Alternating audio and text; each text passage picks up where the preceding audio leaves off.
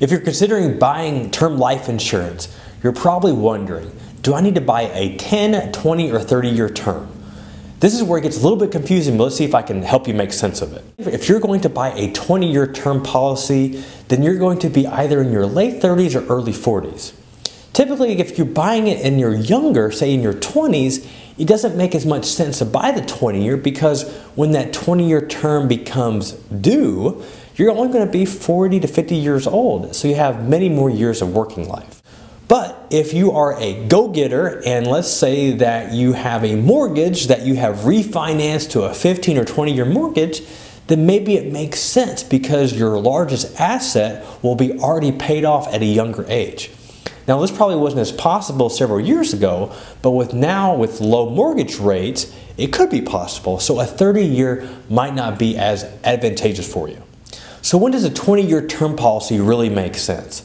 Well, in the previous example, if you know that you're going to have your home paid off and have little to no debt, then you should be okay.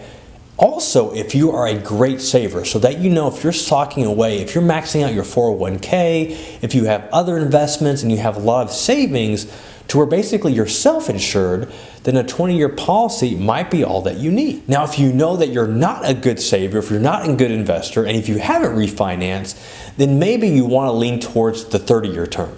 Now, the 30-year term is what I have, where I actually have a 15-year mortgage, so I'm going to have a lot of my debt paid off by that time. But for me, having 3 young children, it's just an insurance policy to know that even at that point in time, they're going to have extra money for them. So just to recap, if you're considering doing a 20-year term, it's not a horrible decision. It's cheaper than a 30-year term, but make sure that you have some priorities in order. Make sure that you know that your home is going to be paid off, in the next 20 years or so. Make sure that you are saving enough in your retirement accounts and have other savings accounts to make sure that you are self-insured. If you have any more questions about purchasing a 20-year term life policy or any questions regarding life insurance, feel free to use the contact form on the site or contact me direct. I look forward to speaking with you soon. Take care.